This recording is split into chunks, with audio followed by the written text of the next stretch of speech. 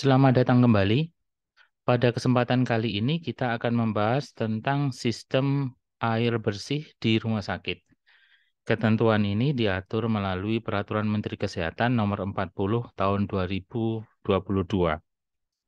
Ketentuan tentang instalasi pengelolaan air bersih di rumah sakit itu, ketentuannya itu diatur di dalam Peraturan Pemerintah Nomor 47 Tahun 2021 tentang penyelenggaraan perumahsakitan. Di dalam peraturan pemerintah tersebut, setiap rumah sakit harus menyiapkan instalasi pengelolaan air bersih, sehingga air bersih yang berasal dari sumber dari luar rumah sakit atau air bersih yang berasal dari sumber air bawah tanah itu dipastikan dulu tidak mengalami kontaminasi, atau itu kontaminasi kimia ataupun kontaminasi mikrobiologi kan gitu, sehingga air yang masuk ke rumah sakit dipastikan itu adalah air yang layak dikonsumsi sesuai dengan standar rumah sakit. Oleh karena itu, rumah sakit itu membuat perencanaan, penyediaan, dan distribusi air bersih di rumah sakit.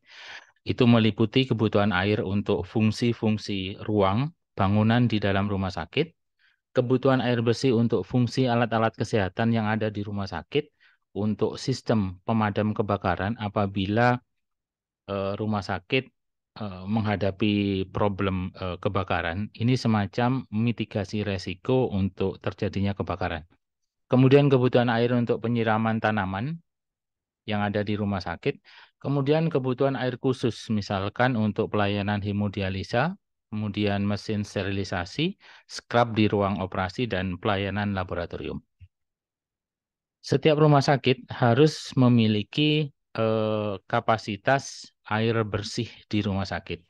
Kapasitas air bersih di rumah sakit itu menampung air bersih yang disediakan dalam bentuk tangki bawah tanah atau ground tank. Jadi rumah sakit membuat ground tank sesuai dengan kaidah-kaidah kebutuhan.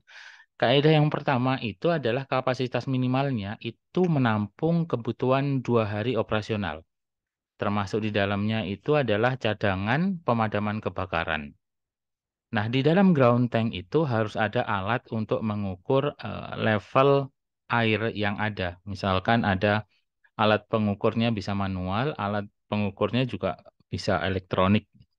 Kemudian kapasitas ground tank untuk cadangan air bersih ini tujuannya untuk mitigasi resiko apabila di kemudian hari ditemukan ada masalah, misalkan dekontaminasi dari air di lingkungan sekitar, sehingga rumah sakit mampu mempersiapkan dan menjaga pelayanannya agar tidak terganggu dari problem air yang ada di lingkungan sekitar. Kapasitasnya itu adalah 2 hari operasional. Sehingga volume ground tank-nya itu adalah volume kebutuhan operasional rumah sakit 2 hari dan volume cadangan kebakaran. Volume cadangan kebakaran itu minimal rumah sakit mampu mencemprotkan air itu untuk waktu 45 menit pemadaman. Hitungan kapasitas itu juga dijelaskan di dalam Permenkes ini. Satuan hitungnya itu adalah 1 hari adalah 500 liter per tempat tidur. Jadi apabila rumah sakit itu tempat tidurnya itu adalah 100, maka 500 liter dikalikan 100 tempat tidur. Atau kapasitas rumah sakit minimal air bersihnya itu mampu menampung 50.000 liter untuk 1 hari. Kalau kapasitasnya 2 hari, maka rumah sakit harus memiliki cadangan air bersih itu adalah 10 liter, 10.000 liter untuk kebutuhan 2 hari. Belum termasuk untuk cadangan pemadam kebakaran, di mana minimal itu adalah 45 menit. Apabila rumah sakit itu memiliki bangunan-bangunan yang terpisah, harus disediakan tangki penampungan atas atau disebut dengan roof tank.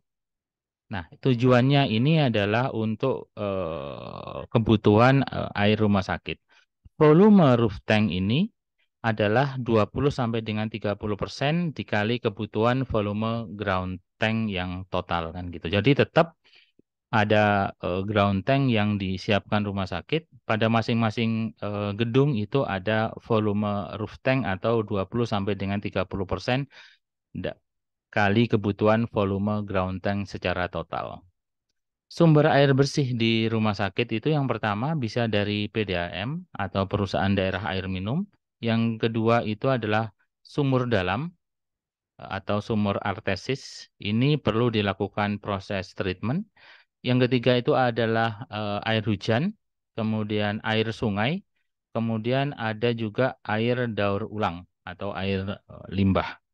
Nah, apabila rumah sakit menggunakan sistem daur ulang air buangan atau recycling system, maka air daur ulang tersebut hanya bisa digunakan untuk keperluan flushing atau penggelontoran dan penyiraman tanaman. Tidak bisa digunakan untuk kebutuhan di luar itu. Kita akan bahas tentang air untuk kebutuhan pelayanan khusus atau air yang dikategorikan dengan reverse osmosis. Jadi kebutuhan air khusus atau reverse osmosis di rumah sakit itu untuk memenuhi kebutuhan pelayanan, misalkan dialisis, sterilisasi, air untuk keperluan scrub atau cuci tangan di ruang operasi, laboratorium, dan lain sebagainya. Nah, penghitungan air tersebut disesuaikan dengan penghitungan kebutuhan air untuk pelayanan, misalkan ruang operasi. Satu kali proses cuci tangan di ruang operasi atau menggunakan scrub up itu membutuhkan air reverse osmosis sebanyak 25 liter. Apabila petugas di dalam ruang operasi itu ada 6 orang, maka satu kali tindakan operasi, air yang dikategorikan sebagai reverse osmosis itu perlu 25 liter dikalikan 6. Artinya perlunya itu adalah 150 liter. Jika di dalam satu hari ada 6 kali operasi, maka air yang dipersiapkan itu adalah 150 liter dikalikan 6 kali operasi. Kemudian ditambahkan faktor cadangan, sehingga kebutuhan air untuk ruang operasi itu antara 990 liter sampai dengan 1000 liter. Begitupun juga untuk ruangan sterilisasi. Jadi ada hitungan jumlah air untuk ruang sterilisasi. Nah, kebutuhan air untuk ruang sterilisasi ini menyesuaikan jenis alat yang digunakan. Misalkan dalam satu hari optimum penggunaan alat-alat tersebut adalah 6 siklus proses, sehingga estimasi kebutuhan air untuk alat sterilisasi dalam satu hari itu adalah 25 liter dikalikan 6 siklus. Jadi perlunya itu adalah 150 liter per hari. Untuk penyucian instrumen secara manual kebutuhan airnya untuk rumah sakit C dan D itu kurang lebih 500 liter per hari. Untuk rumah sakit A dan B itu adalah 1000 liter per hari. Nah, untuk penghitungan kebutuhan air di ruang sterilisasi atau CSSD menyesuaikan dengan kebutuhan pelayanan, jumlah dan kapasitas alat sterilisasi atau autoklav. Ini adalah contoh perhitungannya. Jadi setiap alat itu memiliki kebutuhan air tersendiri. Kemudian ada berapa kali penggunaan di dalam satu hari. Dan di sana kita bisa tentukan berapa sih kebutuhan air di rumah sakit untuk alat-alat, misalkan alat-alat CSSD ataupun alat-alat yang lain.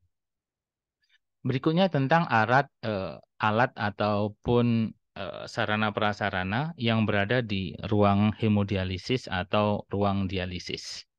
Nah, rumus kebutuhan airnya, jadi kebutuhan air di ruang dialisis itu adalah kurang lebih 200 liter per pasien.